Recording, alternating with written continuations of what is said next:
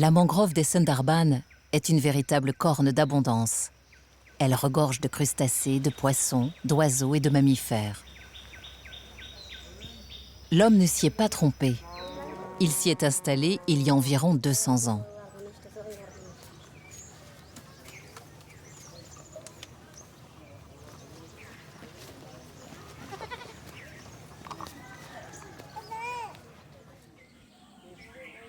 Mais pour accéder au trésor de la mangrove, il a fallu composer avec son gardien, le tigre. Depuis 2 siècles, seuls les plus téméraires ou les plus démunis se sont installés à l'intérieur de ce milieu périlleux, mais si nourricier et si fertile. Les habitants ont longtemps mené une vie en harmonie avec les ressources que la forêt avait à offrir.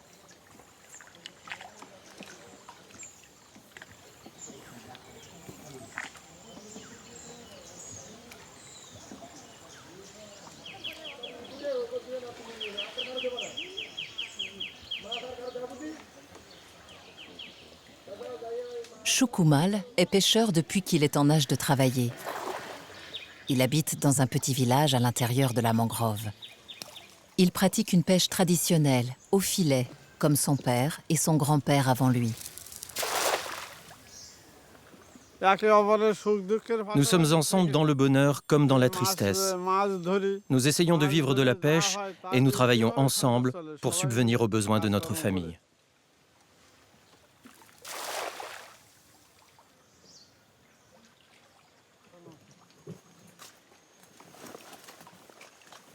Cet équilibre dont parle Choukumal est depuis quelques années remis en cause. Les poissons commencent à manquer. Au sein de la forêt, on s'interroge. Il n'y a plus assez de poissons pour faire vivre toute une famille. Beaucoup de pêcheurs abandonnent et partent dans d'autres régions. Et ceux qui restent sont obligés d'aller s'enfoncer plus loin dans la forêt.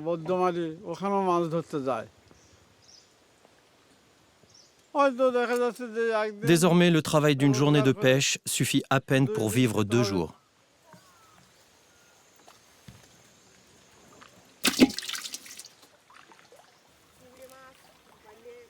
Nous devons trouver un autre moyen de subsistance dans notre village, ou aller travailler dans une région où il y a du travail.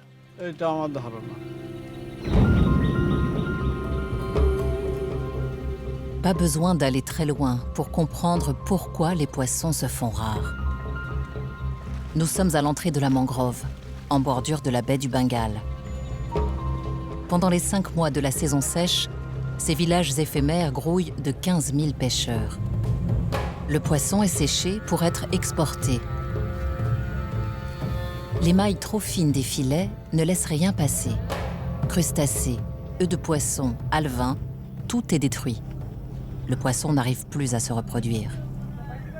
Alors, face à la baisse des stocks de poissons, tout le pays s'est tourné vers une activité qui s'est révélée lucrative, la crevette. En 20 ans, le Bangladesh s'est hissé au 6e rang mondial des producteurs de crevettes. Cette industrie représente la 2e entrée de devises du pays après le textile. Un Eldorado pour des familles qui fuient les bidonvilles et la précarité du travail citadin.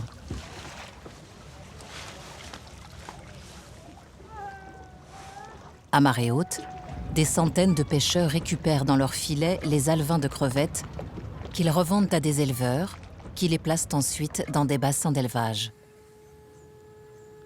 Mais là est tout le problème. L'élevage de crevettes est un désastre écologique. Abdul Chaudouri est professeur en sciences de l'environnement. Depuis 20 ans, il voit l'industrie de la crevette bouleverser l'écosystème et remodeler complètement le paysage des Sundarbans. Dans les Sundarbans, il y a beaucoup de crevettes, mais il y a trop de producteurs, ce qui entraîne une surexploitation.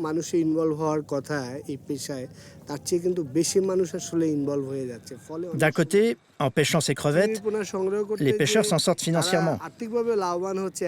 Mais de l'autre côté, ils détruisent les autres ressources naturelles, en attrapant dans leurs filets les œufs et les alevins de poissons endémiques de la région.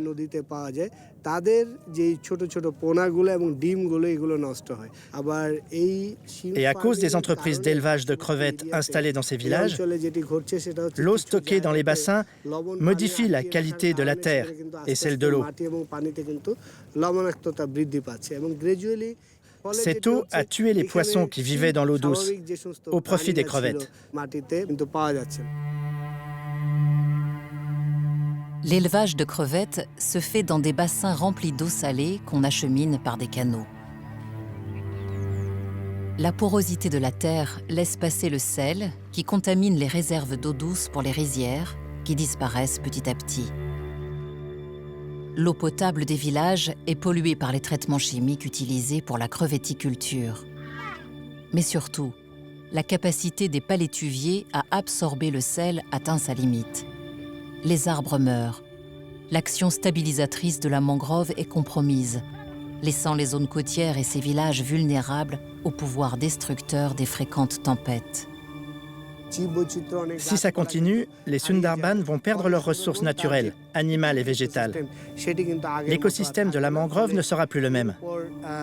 Et tout le Bangladesh subira les conséquences de ce bouleversement.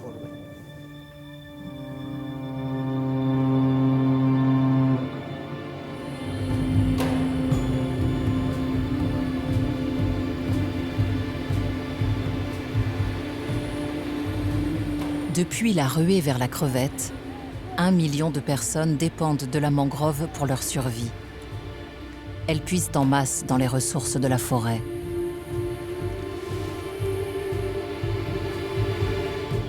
Résultat, une déforestation sans précédent, un écosystème perturbé et des attaques de tigres. Le tigre des Sundarbans est mangeur d'hommes depuis que des villages ont poussé près de son territoire. Pour vivre, un mâle a besoin d'une surface de 100 km². Le cerf, sa proie de prédilection, est aussi le gibier des chasseurs, toujours plus nombreux. L'homme et le tigre. La mangrove est devenue trop petite pour ces deux grands prédateurs. Et le félin, excellent nageur, est connu pour attaquer les bateaux des pêcheurs. Attends, je crois qu'il y a une trace de tigre là. Rapproche-toi de cette rive. À droite, là? Plus près. Oui, elle est juste devant. Je ne vois pas bien, mais il y a quelque chose de l'autre côté. Oui, traversons.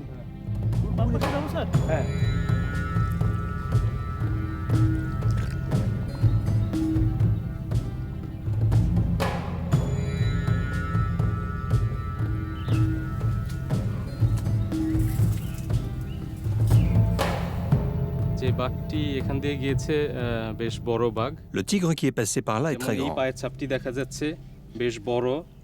C'est une trace assez grande et circulaire, donc c'est un mâle adulte.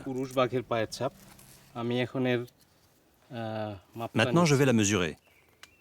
10 cm de talon et en longueur 11,5 cm. Donc c'est un mâle adulte qui pèse plus de 250 kg. On peut également déduire l'ancienneté de la trace. Les sillons d'insectes montrent qu'elle n'est pas récente. Je dirais que ce tigre est passé il y a environ 24 heures.